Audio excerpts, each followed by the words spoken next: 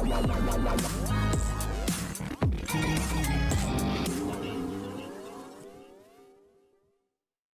Everyone, you are watching serial Siyapa. Channel को subscribe कर लीजिए, नोटिफिकेशन बेल को भी प्रेस करें ताकि कोई भी जानकारी आपसे छूट ना पाए।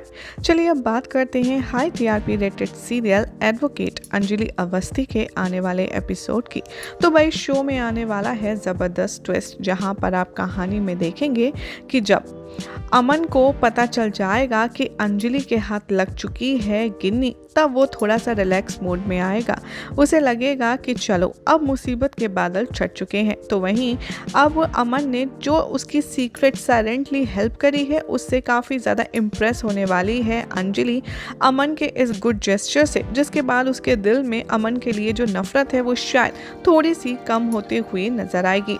शो के आने वाले ट्रैक में अब आप ये भी देखेंगे कि जब गिन्नी को देखने वाली है बेचारी अवस्थी, तब वो काफ़ी ज़्यादा परेशान हो जाएगी और उसके होश उड़ जाएंगे, क्योंकि गिन्नी का जो हाल होगा वो काफ़ी ज़्यादा खौफनाक होगा।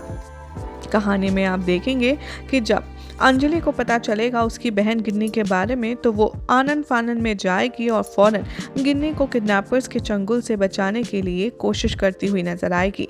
सबसे ज़्यादा ट्विस्ट तो तब आएगा जब दिखाया जाएगा कहानी में कि अंजलि को देखकर गिन्नी बहुत ही ज़्यादा इमोशनल हो जाएगी और वो बहुत ही बुरी तरीके से डरी सहमी नजर आएगी। इतना ही नहीं, कहानी के आने वाले ट्रैक में अब आप ये भी देखने वाले हैं कि कैसे अब अभय सिंह राजपूत को जब पता चलेगा कि गिन्नी वाकई में खतरे में है, तो वो उसे ढूंढने जा ही रहा होगा कि तभी आप देखेंगे कि अमन और अंजलि गिन्नी को लेकर के वापस आ रहे होंगे, जिसे देखकर अभय की जान में जान आएगी।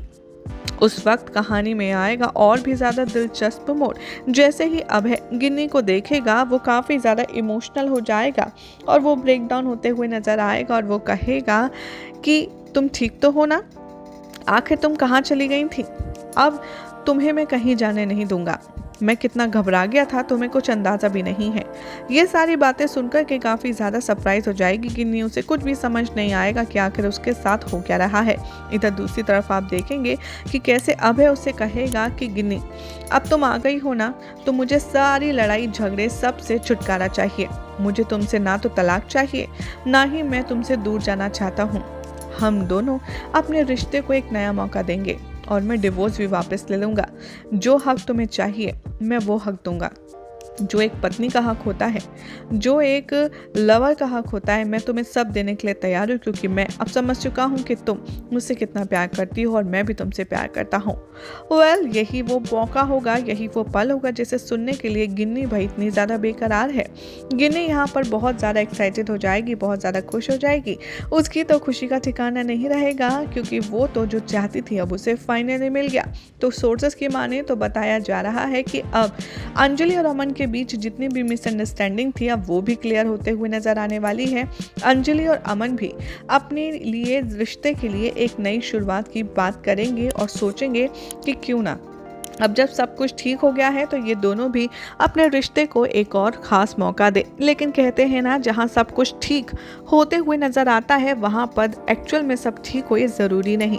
जी हाँ, कहानी में दिखाया जाएगा कि एक तरफ तो सभी इन दोनों कपल की सेटिंग हो चुकी है, तो दूसरी तरफ जो राघव सिंह राजपूत है वो काफ़ी ज़्यादा परेशान होता हुआ नज़र आएगा। राघव सिंह राजपूत देखेगा कि जब उसके दोनों बेटे दोनों गणेश की बेटियों को घर वापस लाने की प्लानिंग कर रहे हैं, तब उसका खून खौल उठेगा, वो आग बबूला हो जाएगा, उसका जो दिमाग है वो घूम जाएगा।